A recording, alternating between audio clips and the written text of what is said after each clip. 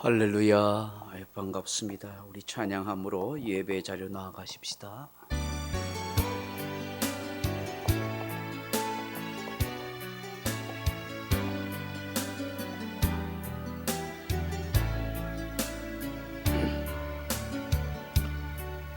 나 무엇과도 주님을 바꾸지 않으리. 다른 어떤 은혜 구하지 않으리. 오직 주님만이 내 삶의 도움이시니 주의 얼굴 보기 원합니다. 주님 사랑해요.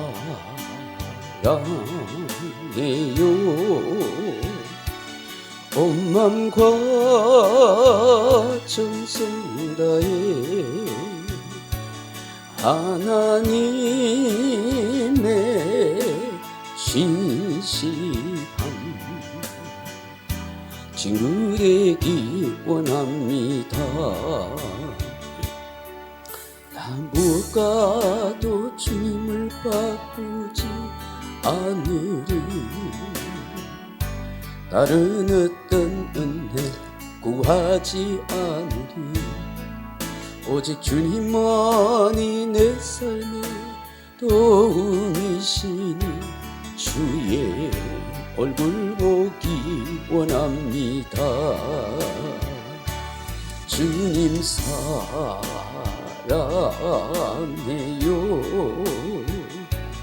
온 맘과 정성 다해 하나님의 신실함 친구 되기 원합니다. 아멘. 하나님 한 번 더 나를 찬양하십시다.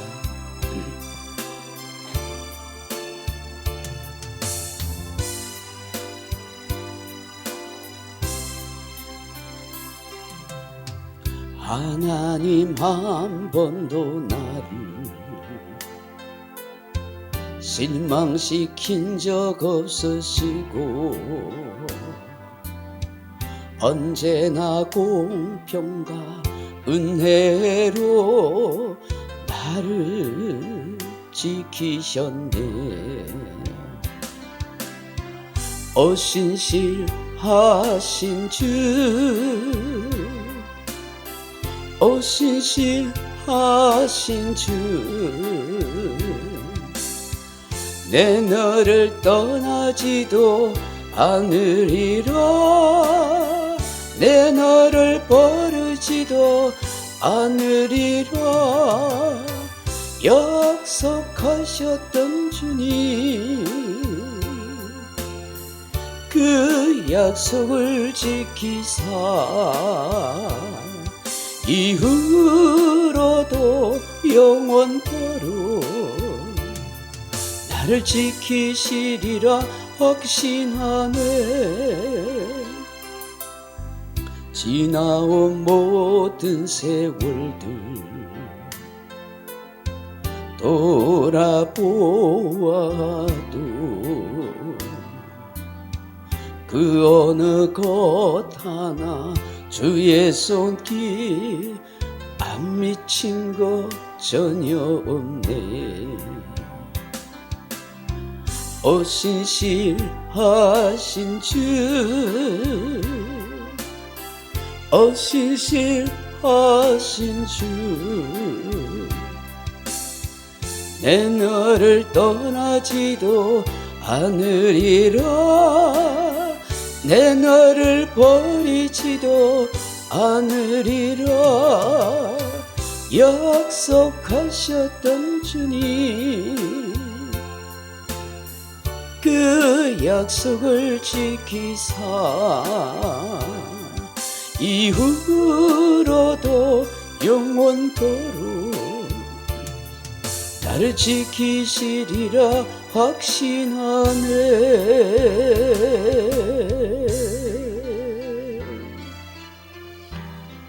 시간이 되었으므로 다 같이 묵상 기도함으로 예배 자리에 나아가십시다.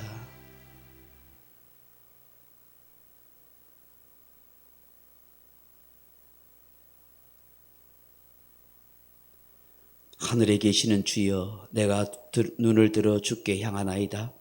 상전의 손을 바라보는 종들의 눈같이, 여주인의 손을 바라보는 여종의 눈같이 우리의 눈이 여호와 우리 하나님을 바라보며 우리에게 은혜 베풀어 주시기를 기다리나이다. 여호와여, 우리에게 은혜를 베푸시고 또 은혜를 베푸소서. 아멘. 천지의 주제가 되시는 하나님, 존귀와 찬양과 영광을 하나님께 올려드립니다. 이 아침에도 우리와 함께하여 주시고 우리의 몸과 마음과 영혼을 주장하여 주셔서 하나님께 온전히 영광의 예배를 올려드릴 수 있도록 역사하여 주옵소서. 성삼위 하나님 이곳에 임재하시고 역사하여 주옵소서. 주 예수 그리스도 이름으로 간절히 기원드리옵나이다. 아멘.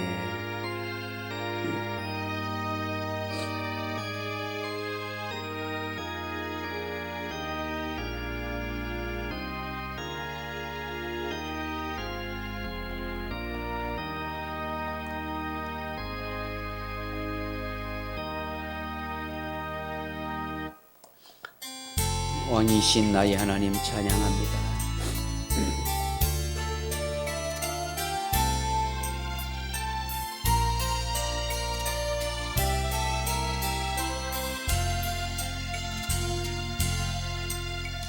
왕이신 나의 하나님, 내가 주를 높이고 영원히 주의 이름을 송축하리이다.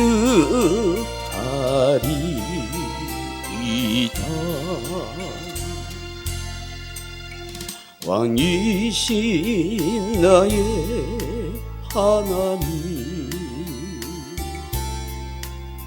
내가 주를 높이고 영원히 주의 이름을 송축하리이다.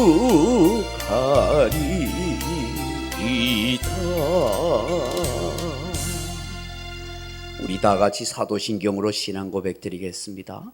전능하사 천지를 만드신 하나님 아버지를 내가 믿사오며 그와 아들 우리 주 예수 그리스도를 믿사오니 이는 성령으로 잉태하사 동정녀 마리아에게 나시고 본디오 빌라도에게 고난을 받으사 십자가에 못 박혀 죽으시고 장사한 지 사흘 만에 죽은 자 가운데서 다시 살아나시며 하늘에 오르사 전능하신 하나님 우편에 앉아 계시다가 저리로서 산 자와 죽은 자를 심판하러 오시리라. 성령을 믿사오며 거룩한 공회와 성도와 서로 교통하는 것과 죄를 사하여 주시는 것과 몸이 다시 사는 것과 영원히 사는 것을 믿사옵나이다. 아멘. 찬송가 맨 뒤쪽에 보시면 교동문 72번 이사야 58장이 있습니다. 교동문 72점, 교동문 72번 이사야 58장입니다. 내가 기뻐하는 금식은 흉악의 결박을 풀어주며 멍에의 줄을 끌려주며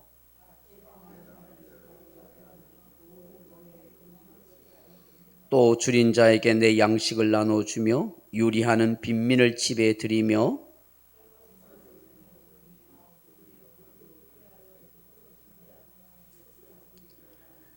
그리하면 내 빛이 새벽같이 비칠 것이며 내 추유가 급속할 것이며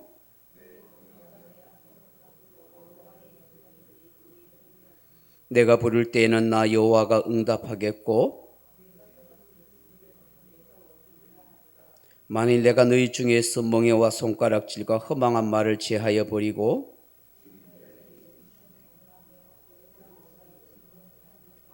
내 빛이 흑암 중에서 떠올라 내 어둠이 낮과 같이 될 것이며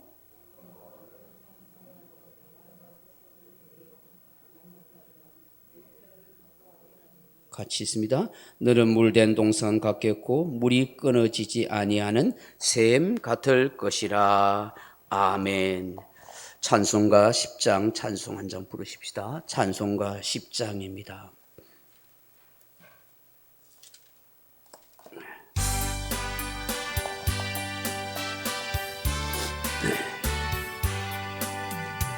전능왕 오셔서 주 이름 찬송케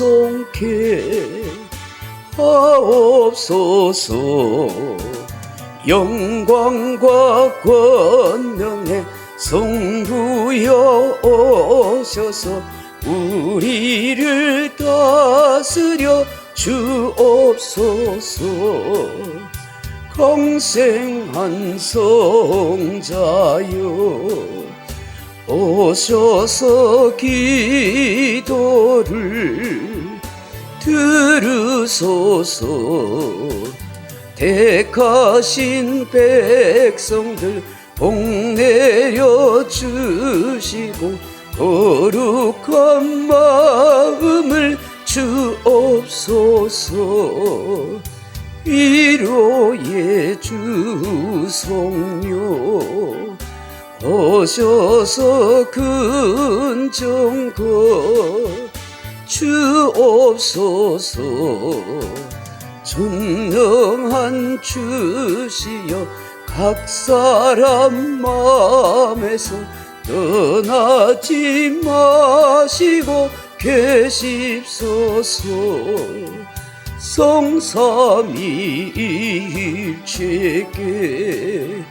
한없는 찬송을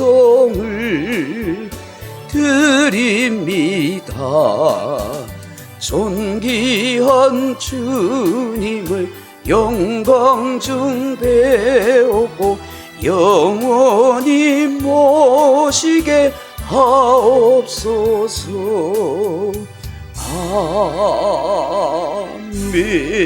아멘. 다 같이 기도하겠습니다. 영과 진리를 통해서 우리의 예배를 받으시고 영광 가운데 오셔서 우리와 함께 하시는 삼위 하나님, 존귀와 찬양과 영광을 올려드립니다.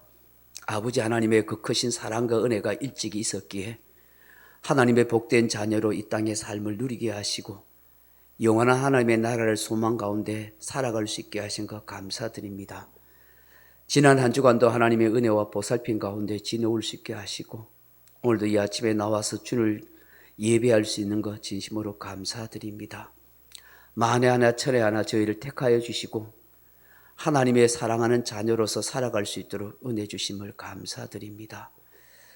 베풀으신 은혜가 말로 다할 수 없고 우리의 기도에 응답하시는 하나님의 놀라운 역사가 있음에도 불구하고 늘 우리 자신은 연약하고 넘어질 때가 많은 인생인 것을 고백합니다. 지난 한 주간의 삶을 돌아볼 때에 또 생각하지 말아야 할 죄를 짓고 말하지 말아야 할 것을 말하고 행하지 말아야 할 것을 행했던 우리의 부끄러운 모습들과 죄가 있음을 고백합니다. 십자가 흘리신 보혈로 우리의 죄를 씻어주시고 덮어주시고 가여 주옵소서. 동이소에서 먼 것 같이 우리의 죄가를 옮겨주시고 하늘이 땅에서 높은 것이 우리의 모든 죄를 사하여 주옵소서. 상한 갈대를 꺾지 아니하시고 꺼져가는 등불의 심지를 끄지 않으시는 자비하신 하나님, 오늘도 머리를 조아려 마음을 아뢰어 주님 앞에 기도하니 우리의 간구하는 소원을 들어주시고 주 안에서 응답받은 역사가 속히 이루어지게 하옵소서. 순간순간마다 하나님께서 우리의 작은 음성에도 응답하시고 우리를 도와주시는 손길이 많음에도 불구하고 감사하고 불평할 때가 감사하지 못하고 불평할 때가 많은 우리됨을 고백합니다. 살아온 모든 삶이 감사할 일이고 살아온 모든 삶이 사실은 내가 기도하는 것 이상으로 응답하시는 역사임에도 불구하고 내가 원하는 대로 내 꿈대로 되지 않았다고 때로 낙심하고 불평할 때가 많은 연약한 인생입니다. 우리를 만들어 가시고 연단해 가시는 하나님을 바라보게 하시고 내 인생과 내 운명이 하나님의 손길에 있다는 사실을 기억하며 살아가게 하옵소서. 무엇을 하든지 어디에 있든지 하나님의 자녀로서 믿음을 잃지 않게 하시고 사람들을 좀 더 사랑하고 이해하고 품을 수 있는 너그러운 마음으로 살아가게 하옵소서. 그리스도인으로 살아간다는 것이 무엇인지, 기독교인이 어떤 삶의 모습을 해야 되는 것인지 다시 한번 생각하게 하시고, 우리의 소중한 교회가 이 땅에서 꼭 필요한 교회가 되게 하시고 하나님의 기쁨이 되게 해 주옵소서. 우리 교회에 속한 성도들 한 사람도 실족하지 않게 하시고 세상 길로 방황하지 않게 하소서. 교회를 주신 하나님의 목적이 무엇인지 다시 한번 생각하게 하시고, 교회를 통해서 하나님의 영광을 받으시고 내가 교회가 되고 교회 멤버가 된 것에 대해서 감사하게 하시고, 아버지의 나라를 위해서 내가 무엇을 봉사하고 섬기며 살아가야 할 것인지를 깊이 깨달을 수 있는 사명자가 되게 하옵소서. 이 땅에 나를 남겨두신 뜻이 무엇인지를 다시 발견하고 복되고 아름다운 인생을 하나님 앞에 영위해 갈 수 있도록 축복해 주옵소서. 예배 시종을 하나님께 의탁합니다. 주 예수님의 이름으로 간절히 기도하옵나이다. 아멘.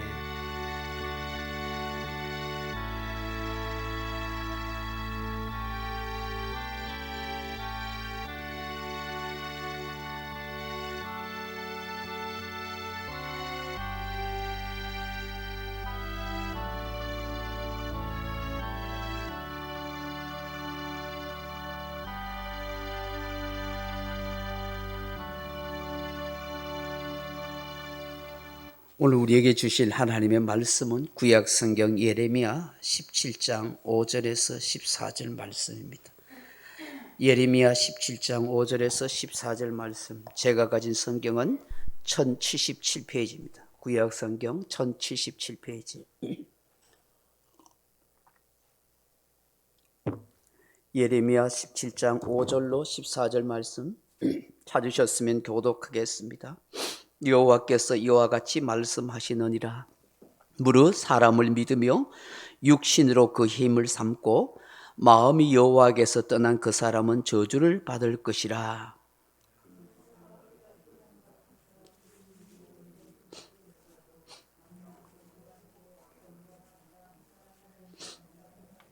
그러나 물은 여호와를 의지하며 여호와를 의뢰하는 그 사람은 복을 받을 것이라.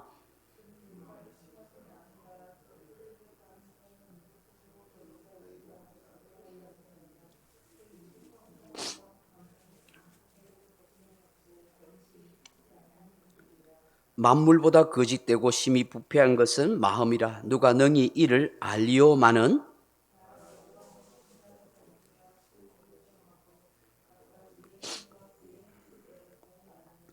불의로 치부하는 자는 자고새가 낳지 아니할 알을 품은 같아서 그의 중년에 그것이 떠나겠고 마침내 어리석은 자가 되리라.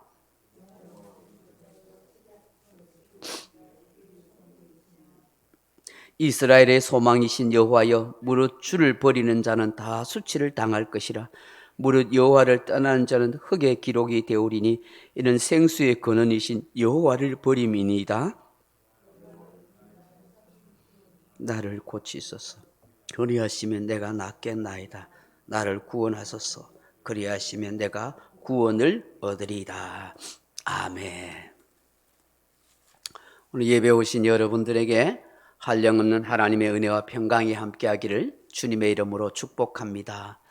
오늘 예레미야 17장 5절로 14절 말씀 가지고 인생에 대한 세 가지의 질문과 답이라 하는 제목으로 말씀의 은혜를 나누고자 합니다. 사랑하는 성도 여러분, 사람은 살아가면서 문득 스스로에게 이런 질문을 해볼 때가 있습니다. 내가 왜 살아야 하지? 산다는 것이 무엇이지? 하는 그런 생각을 할 때가 있습니다. 많은 사람들이 삶에 대한 분명한 답을 가지지 못하고 있습니다.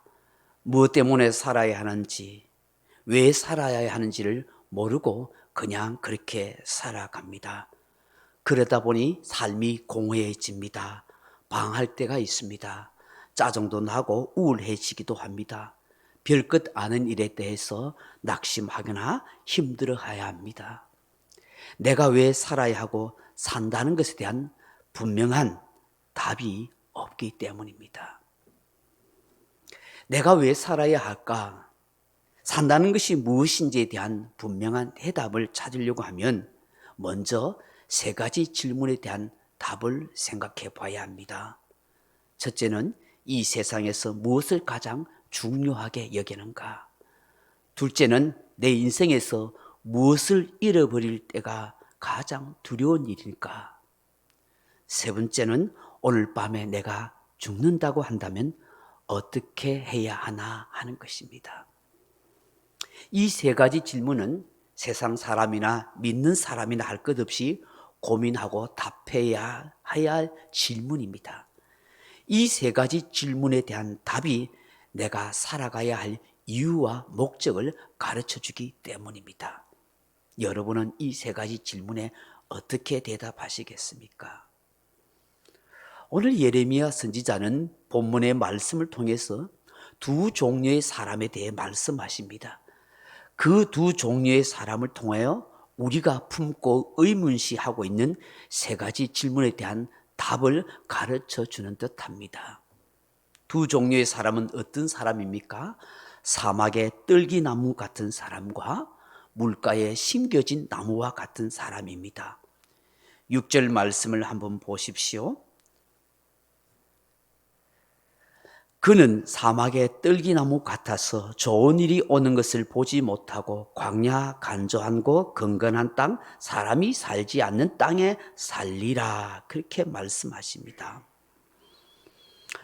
여기에 사막의 떨기나무 같은 사람이 있다 하는 것입니다. 사막의 떨기나무의 환경과 상태는 어떠한 곳입니까? 비가 잘 오지 않아서 바짝 메말라버린 황망한 곳입니다. 사람이 살지 않는 외로운 곳입니다. 그야말로 괴로움과 고통이 가득 찬 곳이라 하는 의미인 것이죠. 이 사막의 떨기나무는 가시나무를 말합니다. 이런 사람의 특징은 무엇이라고 말씀하십니까? 5절 말씀을 보십시오. 여호와께서 이와 같이 말씀하시느니라 무릇 사람을 믿으며 육신으로 그의 힘을 삼고 마음이 여호와에게서 떠난 그 사람은 저주를 받을 것이라. 이런 사람이 바로 사막의 떨기나무 같은 사람이라 하는 것입니다. 이 사람의 특징은 첫 번째로 사람을 믿고 산다 하는 것입니다. 여러분, 사람을 믿고 산다는 것이 무엇일까요? 이게 믿는다는 말이 바타흐 하는 말인데 신뢰하다, 희망을 걸다, 기대하다, 확신하다 하는 뜻을 가지고 있습니다. 사람에게 자기 인생의 희망을 걸고 기대하고 바란다는 것이죠. 우리는 과연 사람에게 자기 인생, 자기 목숨, 자기 인생, 자기 운명, 자기의 꿈을 올인해도 되는 것일까요? 얼마나 믿었던 사람에게 배신당하고 발등을 찍히는 경우가 얼마나 많습니까? 물론 사람의 관계 속에서는 살아가야 합니다.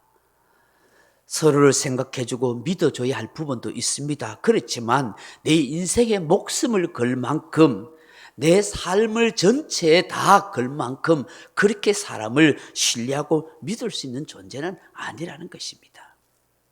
최근 미국 뉴욕 맨하탄에서 사역하는 한 목사님을 만났습니다. 오래전에 같이 사역했던 목사님입니다. 20년 전에 미국에 가서 신학 공부를 하고 2,000명이 넘는 한인교회를 한 5년 목회하다가 지금은 비즈니스 사역이라는 특수 사역을 하고 있는 목사님입니다. 뉴욕에 있는 사업가들, 상공인들에게 복음을 전하고 있습니다. 사용하지 않는 시간대에 사무실을 빌려 함께 성경 공부도 하고 복음을 전하고 강의하는 일을 하고 있어요. 거기에는 불신자도 있고 너무 바빠서 교회 못 나가는 그런 가난한 성도도 있습니다. 여러분, 뉴욕이 어떤 곳입니까? 전 세계의 무역을 좌지우지하고 최고의 부자들만 사는 곳입니다.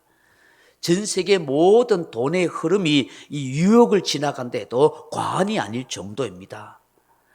조그만한 사무실 한 칸이 한 달 임대료가 놀라지 마십시오. 우리 돈으로 1억입니다. 1억. 불과 서너 평밖에 되지 않는 그런 사무실이 한 달 임대료만 1억입니다. 가히 상상을 초월할 일이죠. 이 목사님이 부자들에게, 사업가들에게 만나면 제일 먼저 던지는 질문이 이 질문이라고 합니다.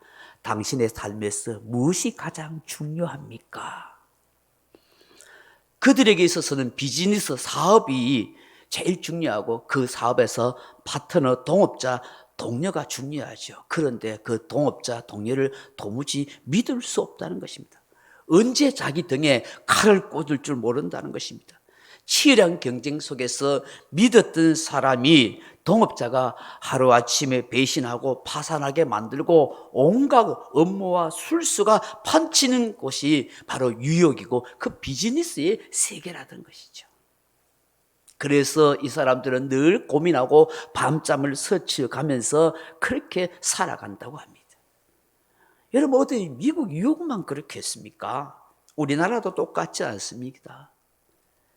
비즈니스 세계만 그러겠습니까? 정치, 경제, 사회, 문화, 예술, 근데 모든 분야에서 다 이런 현상이 일어나고 있습니다. 왜 그렇습니까? 인간의 마음은 거짓되고 부패하였기 때문입니다. 그래서 오늘 9절에 보면 만물보다 거짓되고 부패한 것이 사람의 마음이라 그렇게 말씀하십니다. 정치 세계를 보십시오. 그 사람은 그렇게 하지 않을 줄 알았는데 하다가 무너지는 사람이 얼마나 많습니까? 세계를 정복하였던 로마의 황제 카이사르 시저도 로마 원론의 배신으로 죽을 때 그가 가장 신념하고 신뢰했던 그의 부하 브루투스가 시저의 등에 칼을 꽂았습니다. 그때 시저가 하는 말이 브루투스 너도냐? 이 말을 하고 죽었다고 하지 않습니까? 성경을 보십시오. 아담과 하와의 타락 이후에 어떻게 되었습니까? 믿었던 형 가인에게 동생 아벨이 죽임을 당하지 않습니까? 믿었던 사울왕에게 표적이 되어서 광야에 도망다녔던 그 다윗을 생각해 보십시오. 예수님을 배신했던 제자 가룟 유다를 보십시오. 사도 바울에게 등을 돌리고 세상으로 떠나갔던 데마를 생각해 보십시오. 우리는 얼마나 사람을 믿고 살다가 가슴에 상처를, 엉어리를 그렇게 안고 살아갈 때가 많은지 모릅니다. 사람은요, 내 인생, 내 운명 전체를 맡길만 하지 않습니다. 자식도 그 누구도 마찬가지입니다. 그 또한 연약한 인생이고 넘어질 수밖에 없는 보잘것없는 인생이란 사실인 것입니다. 그 사람은 변하지 않을 것처럼 태산처럼 여길 필요도 없습니다. 든든한 반석처럼 그렇게 생각해도 안 되는 것입니다. 그저 사랑해주고 보살펴주고 기다려주고 기도해 줄 뿐인 것이에요.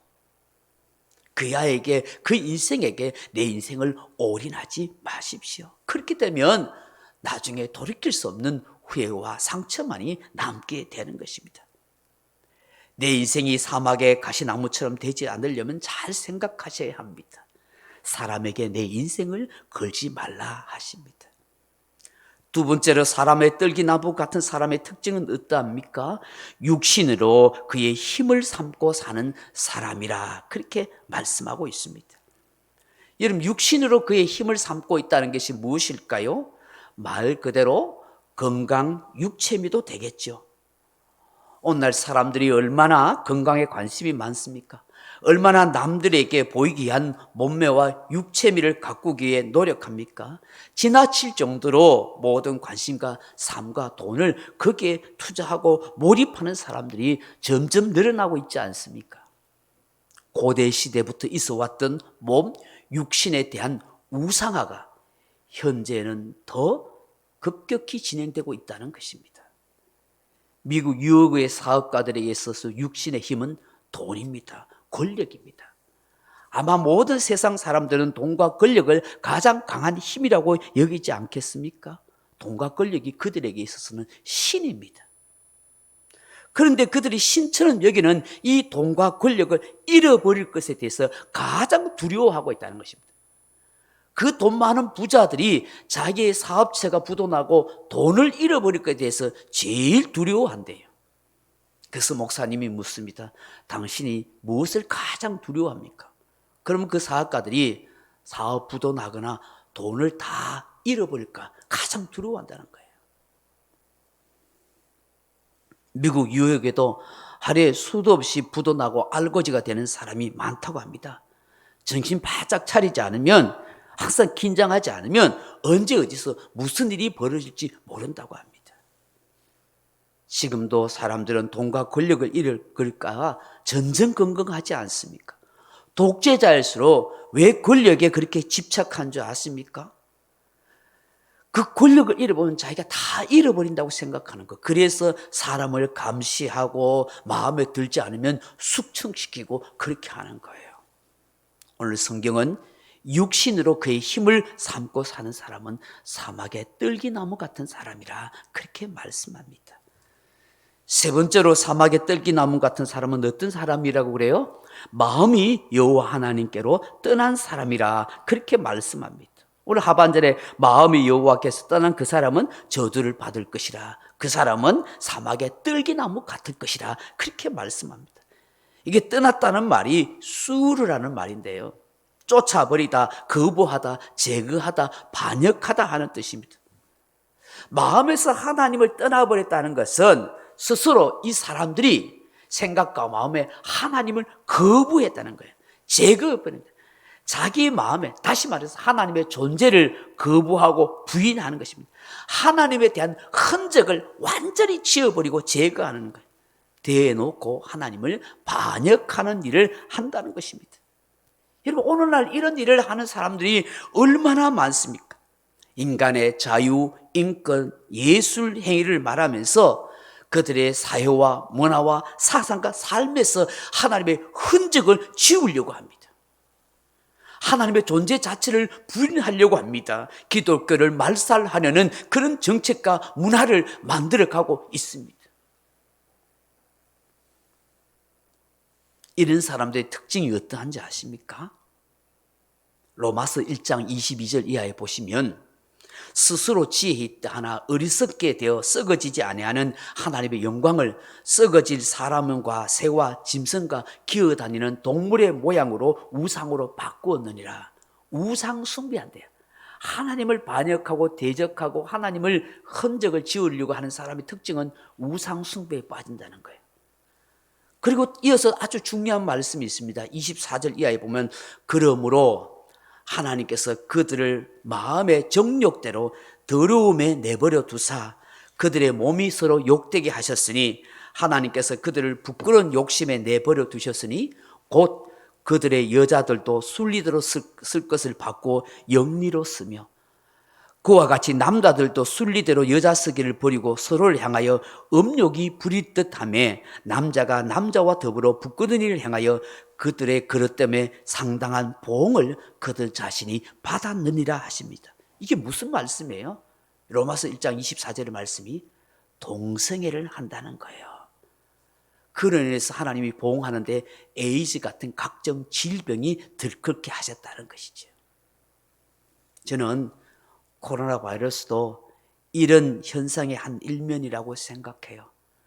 마음에 하나님을 두기 싫어하는 인간들을 향한 하나님의 징계이라니기도 하다고 믿어요.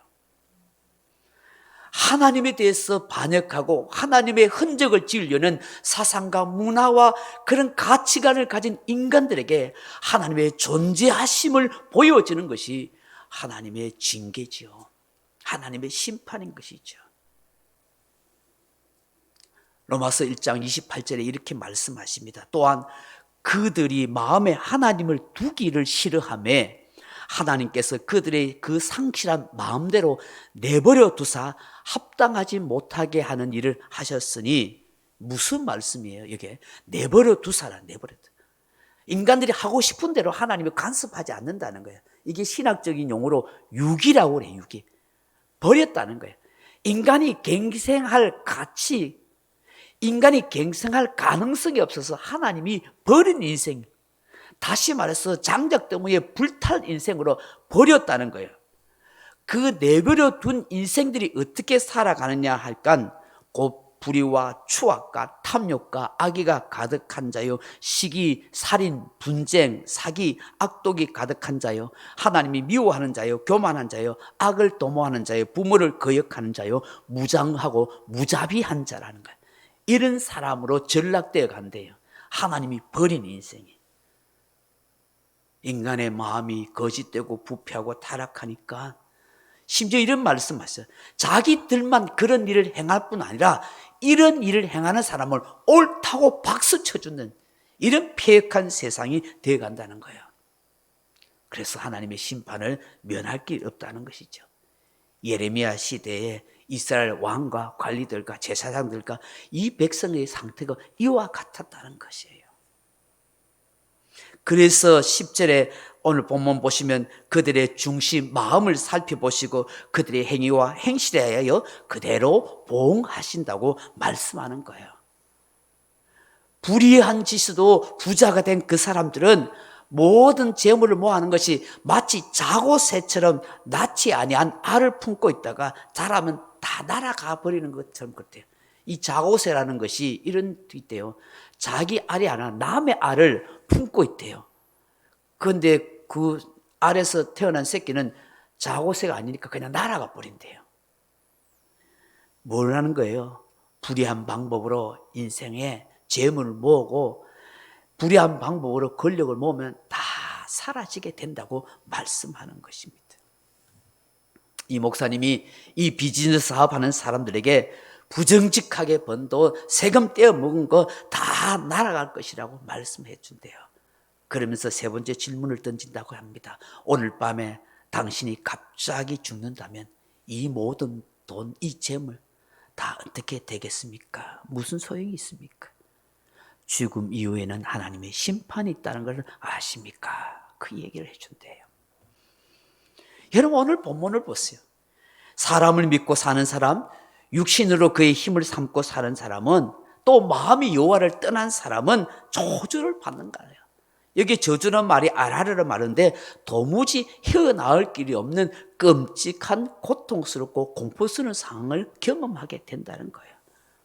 궁극적으로 사막의 뜰기나무 같은 사람은 좋은 일을 볼 수도 못하고 비참하고 공고하고 아무것도 없는 그런 삶이 되어진다는 것입니다.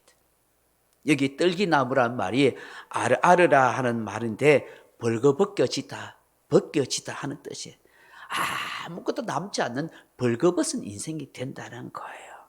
어쩌면 에덴 동산에서 쫓겨난 아담과 하와가 그런 모습이었는지 몰라요. 근데 의외로 이 미국 뉴욕의 비즈니스 세계에서 그 돈 많은 부자들이 영혼이 너무나 메말라 있더라는 거예요. 그래서 이 목사님이 세 가지 질문하면 그들이 경청하여 진지하게 듣고 그들의 마음을 읽어주면서 그들이 사용하는 비즈니스 용어로 복음을 전하면 주께로 돌아오는 사람들이 그렇게 있더라는 것이죠. 사랑하는 성도 여러분, 두 번째 사람이 어떤 사람입니까?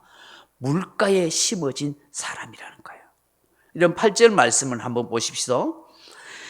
그는 물가에 심어진 나무가 그 뿌리를 강변에 뻗치고 더위가 올지라도 두려워하지 아니하며 그 잎이 청청하며 가무는 해도 걱정이 없고 결실이 그치지 아니함 같으리라. 아멘.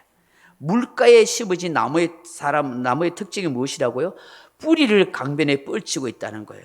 물이 흐르는 강바닥에 뿌리를 두고 있어요. 그렇기 때문에 더위가 올지라도 두려워 아니한다. 여기 더위라는 말은 이스라엘 나라의 기후상으로 비가 거의 오지 않는 아주 건기예요. 가물때를 말하는 거예요.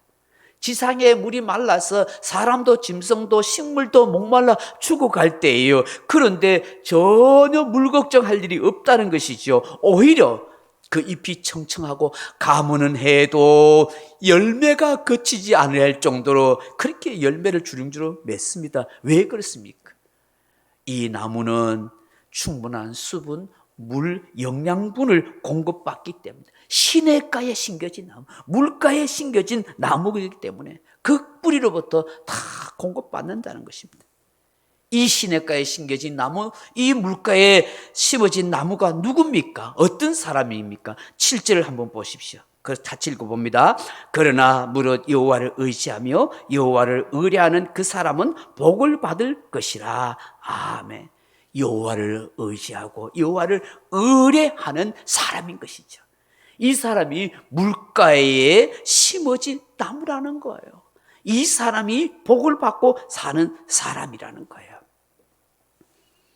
여기에 여호와를 의지한다 하는 말은 미브타흐 하는 말인데 원래는 피난처, 확신, 안전 이런 뜻을 가지고 있어요. 다시 말하면 여호와를 나의 피난처로 삼고 사는 사람, 여호와가 내 인생의 가장 안전한 안식처라고 믿고 사는 사람이라는 것입니다. 그분의 품이 내 인생의 가장 안식처라고 피난처라는 것이죠. 이게 여호와를 의뢰한다는 말이 바타흐 말인데 희망을 걸다, 기대하다. 사람이나 세상의 것에 내 희망을 걸지 않고 하나님께 희망을 걸고 소망을 두고 살아가는 사람, 하나님을 기대하고 살아가는 사람, 그 사람이 복을 받을 것이고 그 사람이 물가에 심겨진 나무와 같은 사람이라는 거예요. 할렐루야. 사랑하는 성도 여러분, 사람의 복은 하나님께 있습니다. 사람의 복은 하나님께로부터 주어집니다. 하나님을 나의 피난처로 믿고 사는 사람, 하나님께 내 인생의 모든 희망을 걸고 사는 사람, 그 사람이 복을 받을 것입니다. 그 사람이 하나님의 역사하심을 보게 될 것입니다. 이 사람의 인생에서 가장 중요한 것이 무엇일까요? 사람도 돈도 육신의 힘도 아니에요. 하나님이에요. 내 구주 예수 그리스도예요. 이런 사람은 내 인생에 무엇을 잃어버릴까 전전긍긍하지 않습니다. 하나님이 나의 피난처가 되고 나의 도움이 되신다는 사실을 믿고 살기 때문입니다. 이 사람은 죽음도 두려워하지 않습니다. 죽음 위에 영원한 하늘나라 천국이 나에게 주어졌다고 믿기 때문인 것입니다. 저는 지난주 화요일에 뜻밖의 두 분의 선교사님을 만났습니다. 두 분 다 저와 함께 고려신학대학원에서 같이 공부하던 목사님이십니다. 앞서 말한 미국 뉴욕에서 비즈니스 선교 사역 하시는 목사님은 저와 함께 울산 시민교회에서 사역하던 오선일 목사님입니다. 또 한 분은 고재성 선교사님이었습니다. 이분이 같이 오셨습니다. 신대원에서 본 이후로 한 20몇 년 만에 이 목사님을 만났습니다. 이 고재성 선교사님은 베트남 호치민에서 선교 사역을 하시는 분입니다. 오랜만에 만나서 고 선교사님이 어떻게 베트남에 가셨어요? 하고 물으니까 10년 전에 이 베트남에 갔대요. 그 어떤 계기로 가게 된 겁니까? 하니까 어느 날 하나님 기도하는데 자기 마음에 하나님께서 베트남에 선교하러 가라는 그런 감동을 주었다는 거예요. 여러분 10년 전에 갔으면 거의 한 나이 50이 다 된 나이에 간 건데 그 나이에 우리 KPM 우리 고신 선교회에서 보냈냐? 그것도 아니래요. 그럼 어떤 선교 단체 기관을 통해서 갔느냐? 그게 아니래요. 그냥 무작정 갔대요. 사모님과 가방 2개 들고. 후원하는 두 사람 한 30만 원 받고 갔대요. 정말 대책 없는 것이죠. 거기 베트남에 아는 사람이 있는 것 아닙니다. 아무것도 몰라요. 비행기 타고 베트남의 수도인 호치민에 그냥 내린 거예요. 그리고 공항에 내리자마자가 이렇게 기도했대요. 하나님 믿고 의지하고 순종해서 감동 줘서 왔습니다. 어떻게 할까요? 공항에 내리자마자 그걸 기도했대요. 근데 하나님이 그 선교사님 마음에 감동 주기를 내가 내게 복을 주고 이 땅 인민족에게 복을 주리라 이 말씀을 주시더래요. 그 누가 갈 데도 없잖아요. 그 호치민시 나와가지고 방 하나 얻어야겠다 싶어서 좀 가지고 왔던 그 돈과 방 한 칸 조그만한 거 얻었대요. 근데 뜻밖의 하나님이 이 고 선교사님 언제 어떻게 아는지 한인을 만나게 하시고 또 베트남인도 만나게 하시고 또 한인교회 목사님을 만나게 하셨대요. 그래서 거기서 고아원 사역을 3년 정도 하도록 그렇게 하셨다는 거예요. 아무도 알리지 않는데 어떻게 알았는데 자기에게 누군가가 선교비도 보내와서 그렇게 생활할 수 있더라고요. 3년 전 지나니까 이 도시가 아니라 다른 곳을 좀 선교해야겠다. 하나님이 감동을 주는데 이런 베트남이라는 나라가 인구가 약 한 1억 가까이 돼요. 그 우리나라 남북한 합한 것보다 1.5배 돼요. 그 바게트빵처럼 땅이 길쭉하게 돼 있어요. 근데 그 1억 인구에 거기도 소수민족이 58개 소수민족이 있대요. 그래서 저 산족들, 소수민족들에게 복음을 전해야겠다 싶은 하나님의 마음에 감동을 주더래요. 그래서 누군가의 도움에 의해서 그런 중고차를 하나 얻고, 또 베트남어를 이렇게 해서 또 산족어로 번역할 수 있고 통역해 주시는 분을 하나님 붙여주시더래요. 그러니까 하나님이 일을 하려고 하니까 하나님이 뜻밖의 사람을 붙여주시고 중고차도 주고 그렇더래요. 그래가지고 14시간을 산을 험한 산길을 갔대요. 그렇게 거기 가서 산족을 만난 거예요. 갈 때에 생활비 전부 털어서 과자랑 이런 걸 한 1000개 사가지고 갔대요. 그러니까 소수본적이 군데군데 있더랍니다. 그래서 그 1000개도 모자랄 정도로 그렇게 생각 외로 사람이 많더라는 거예요. 그 어느 날 어느 한 소수분적이 있는 곳에 가서 교회가 조금 하나 있더래요. 거기 가서 사람들을 불러 모으고 이제 설교를 했는데, 설교가 끝나고 나니까 그 작은 교회에 한 목사님이 막 울더라는 거예요. 그래서 통역을 통해서 왜 우느냐고 물어보니까 하나님의 말씀을 들을 수 있어서 너무 고맙다면서 그 목사님이 그러더래요. 그러면서 성경을 가르쳐 줄 수 없느냐고 하더래요. 왜 그러냐 하니까 알고 보니까 이 목사님이 그 산족이 있는 그 교회 목사님이 진짜 목사님이 아니더래요. 그래서 교회를 같이 하는 관리하는 사람인데 목사님이 없으니까 자기들끼리 이 사람 보고 네 목사라고 그렇게 했다는 거예요. 근데 아무것도 모른다는 거예요. 아무것도 몰라요. 그냥 교회만 관리하고 있었대요. 옛날에 어떤 선교사님이 그냥 복음 전하고 갔는데 자기들끼리 그냥 모여서 예배 드린 거예요. 그래서 너무 부담되고 아무것도 모르니까 너무 힘들었는데 선교사님 오셔서 말씀을 전하니까 너무 감동되니까 자기들 보고 성경을 가르쳐 달래요. 그런 계기로 해서 그 주변에 많은 사람들을 모아서 복음을 전하고 성경을 가르쳐지는 하게 되었다는 것이죠. 그래서 10년이 지났대요. 그런데 참 놀라운 것은 어떤 선교단체에도 도움받지 아니하고 사람들에게 아쉬워서 손 내밀면서 도와주세요 말하지 않았는데 하나님이 10년 동안 굶기시지 않고 그들을 선교할 수 있도록 필요한 것들을 하나님이 채워주시는 역사가 있었다는 것이죠. 오직 믿음, 오직 순종이었대요. 안타깝게도 이 고 선교사님의 사모님이 3년 전에 당뇨 합병증으로 인해서 망막병리라는 게 찾아와서 두 눈을 제대로 볼 수 없는 상태로, 그래서 지금 3년 전에 한국에 와서 지금 계속 치료를 받고 있다고 그래요. 그럼에도 불구하고 이 목사님은 혼자서 이 소수 부족을 위한 사역을 계속하고 있어요. 모든 것을 하나님께 맡기고 믿고 있다고 하는 거예요. 사모님의 병치료에 도움이 되기 위해서 여러분이 내신 선교비를 조금 제가 드렸었습니다. 참 놀라운 일이 아닐 수 없어요. 참 감사하게도 이 비즈니스 사역하는 이 오 목사님과 이 고세성 선교사님이 같이 조인되어서 베트남 선교를 하고 있는 것을 보게 됩니다. 이분들이 하는 말이 그래요. 정말 내가 하나님을 신뢰하고 의지하고 믿음으로 사니까 하나님이 모든 것을 역사해 주시고 주관해 주시고 여호와 이레로 은혜 베풀어 주셨습니다. 사랑하는 성도 여러분, 시냇가에 심겨진 나무, 물가에 심어진 나무는 그 무엇도 두려워할 것도 없습니다. 하나님께서 그 삶을 인도하시고 그들의 삶을 청청하게 하시고 열매 맺게 하시는 것을 우리는 보게 되는 것입니다. 조금만 생각과 관점을 바꿔 보신다면, 하나님께 내 마음을 집중하고 정말 그 하나님을 의지하고 바라보고 신뢰하는 믿음으로 살아간다면 하나님이 인도해 가시는 역사가 있을 것이라고 믿습니다. 할렐루야. 말씀을 맺습니다. 사랑하는 성도 여러분, 스페서 존슬이라는 분이 쓴 선물이라는 책이 있습니다. 거기에 보면 주인공 소년이 어린 시절 같은 마을에 사는 지혜로운 노인으로부터 인생을 행복하게 그리고 성공의 길로 이끌어주는 소중한 선물 이야기를 듣게 되었습니다.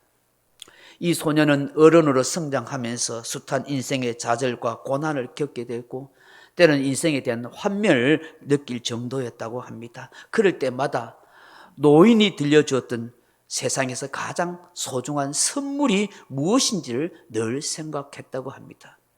나이 많이 되었을 때 그때 뒤로서 내 인생의 가장 소중한 선물이 무엇인지를 깨달았다고 합니다. 그것은 바로 현재였다는 것입니다. 현재 내 삶을 최선을 다하고, 현재 내 주어진 인생에 감사하고, 현재 내 주어진 일에 기뻐하고 살아가는 것이 내 삶의 가장 중요한 선물이라는 것이죠. 오늘 13절에 이스라엘의 소망이신, 생수의 근원이신 그 하나님을 버린 인생은 사망의 뜰기나무 같은 수치와 흙에 기록되는 인생이 되지만, 그러나 하나님을 신뢰하고 의지하는 믿음의 사람은 물가에 심어진 나무와 같은 사람이요, 그 사람이 구원의 은혜를 받고 고침을 받고 찬송할 수 있는 인생이 되는 사람이라고 말씀하고 있습니다.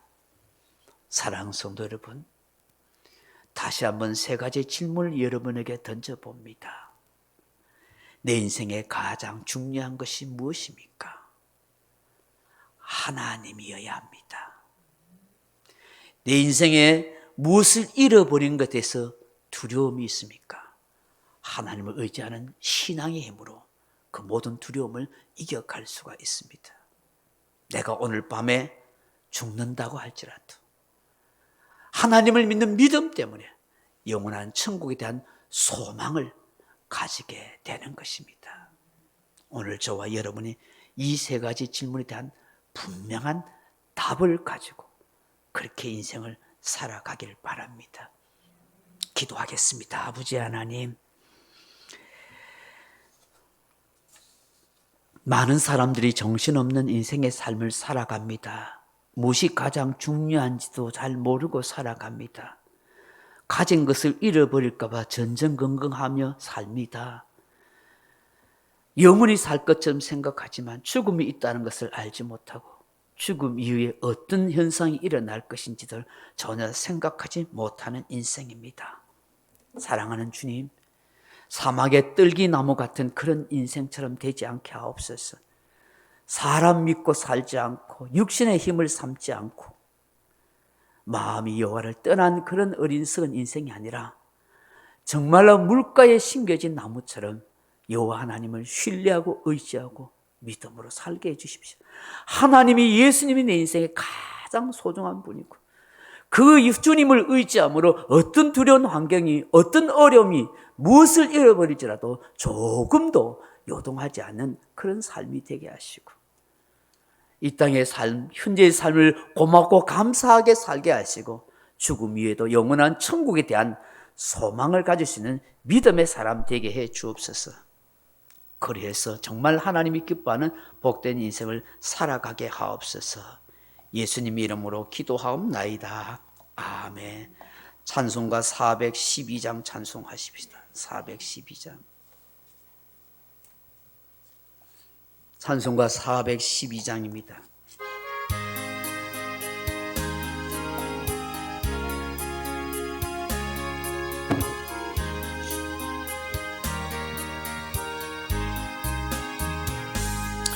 내 영혼의 깊이 깊은 데서 맑은 가락이 울려나네. 하늘 곡조가 언제나 흘러나와 내 영혼을 고이 사네.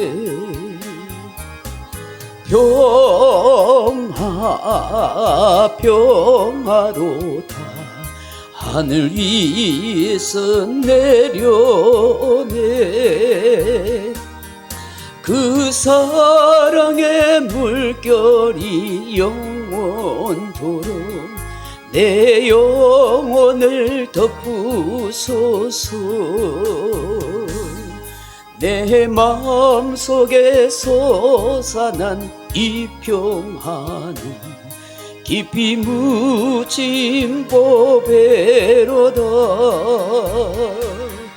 나의 보화를 캐내어 가져갈 자 그 아무도 없으리라. 평화 평화로다 하늘 위에서 내려오네 그 사랑의 물결이 영원토록 내 영혼을 덮으소서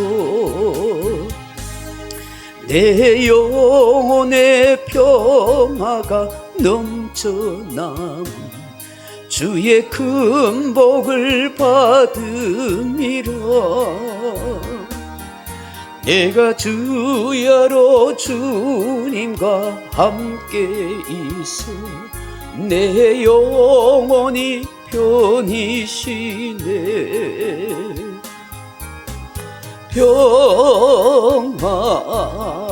평화로다 하늘 위에서 내려오네 그 사랑의 물결이 영원토록 내 영혼을 덮으소서 이 땅 위에 험한 길 가는 동안 참된 평화가 어디 있나 우리 모두 다 예수를 친구 삼아 참 평화를 누리겠네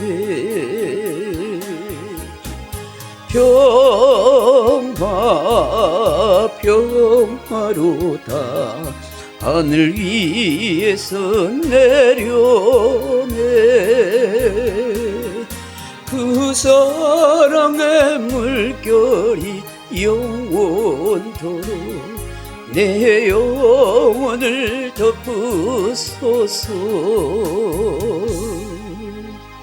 일평생 숨을 쉬는 동안 내 심장이 뛰는 동안에 하나님을 경외하는 신앙에서 떠나지 마옵게 하옵소서 하나님이 나의 피난처가 되고 나의 영원한 안식처가 됨을 확신하며 살게 해 주옵소서 내가 진정으로 의지할 분은 하나님밖에 없음을 고백하게 하시고 내 구주 예수 그리스도를 있는 믿음 안에서 더욱더 영광스러운 성도로 성장해 가도록 도와주옵소서 오늘도 예배하는 사랑하는 교우들에게 한량없는 은혜를 베풀어 주시고 저들의 간구하는 기도에 하나님의 역사와 응답하심이 있게 해 주옵소서 믿음으로 예배하고 예물 드는 손길 뒤에 더 없는 하나님의 은총이 임하게 하옵소서 예수님 이름으로 기도하옵나이다. 아멘. 할렐루야. 우리 앞뒤 사람 반갑습니다. 하나님 사랑하십니다. 감사합니다. 모든 예배와 새벽기도 교회 밴드와 울산 소동교 유튜브를 방송하고 있습니다. 111 운동 매일 기도하고 성경 읽지요. 제가 점검 안 하더라도 그렇게 하면 좋겠다 싶습니다. 봄에 한번 체크할 수 있도록 그렇게 제가 체크장을 하나 내드리도록 하겠습니다. 여러분 전도 대상자 좀 정해 주십시오. 여러분 이름과 주소 알려주시면 제가 전도 편지를 보내드리도록 그렇게 하겠습니다. 한 6개월 정도 좋은 내용의 글을 실어서 보내도록 그렇게 하려고 합니다. 주변에 아는 분, 지인 또 멀리 있어도 상관없습니다. 그렇게 하도록 하겠습니다. 구정설을 맞이해서 교회에서 준비한 떡이 있습니다. 작년 가을에 추수감사절에 들어왔던 쌀이 있는데 요즘 식사를 하지 않잖아요. 그래서 쌀을 너무 묵혀두면 그럴까 싶어서 그 쌀을 가져다가 떡을 만들었어요. 그래서 한 가정에 떡 봉지 하나씩 그렇게 가져가셔서 드시면 좋겠다 싶습니다. 다른 광고 없으면 찬양하고 예배 마치도록 하겠습니다.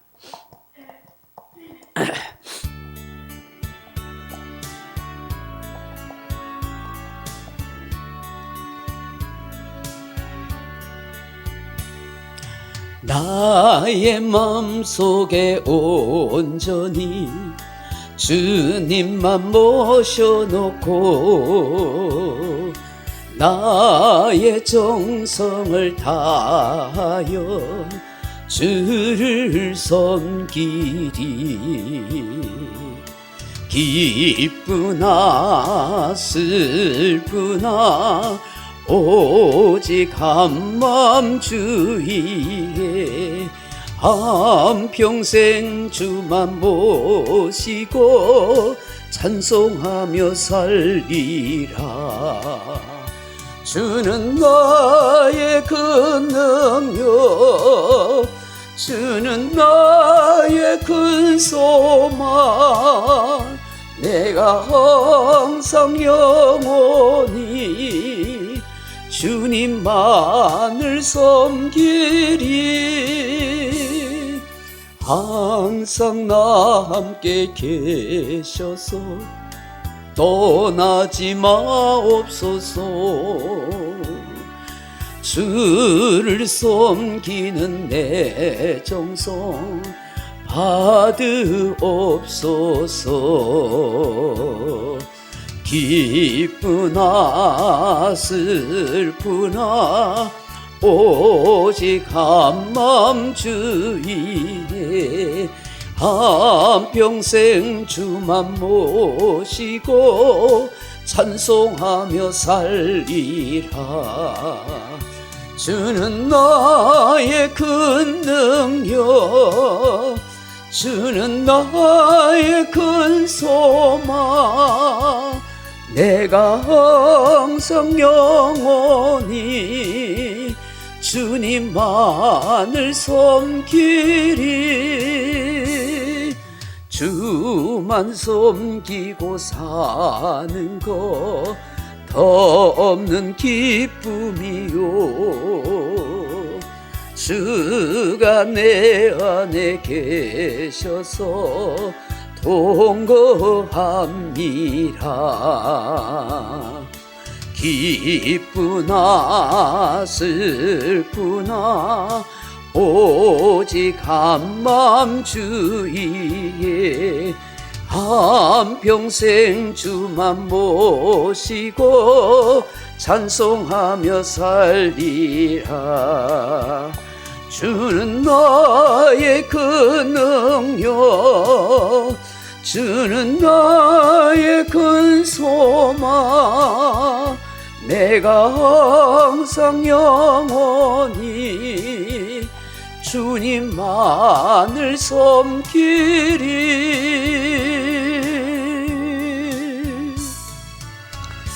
이제는 구주 예수 그리스도의 은혜와 하나님의 크고 놀라운 사랑과 성령의 감동, 감화, 위로, 고통, 충만한 은사가 인생에 대한 세 가지 질문에 대한 답을 확실히 가지기를 원하는, 정말 하나님이 내 인생의 가장 중요한 분입니다. 하나님을 의지하고 하나님을 나의 피난처로 삼기 때문에 그 무엇을 잃어버려도 두려워하지 않습니다. 죽음 위에 나는 영원한 천국에 있어야 한 소망이 확실히 있습니다 하는 이 확실한 답을 가지고 오늘도 믿음의 삶을 당당히 걸어가고 세상을 향하여 하나님의 나라를 선포해 가기를 간절히 소망하는 이 자리에 참석한 주의 사랑 백성들 10년간 머리와 가정과 일터 위에 이제로부터 영원토록 함께 있을지어다. 아멘.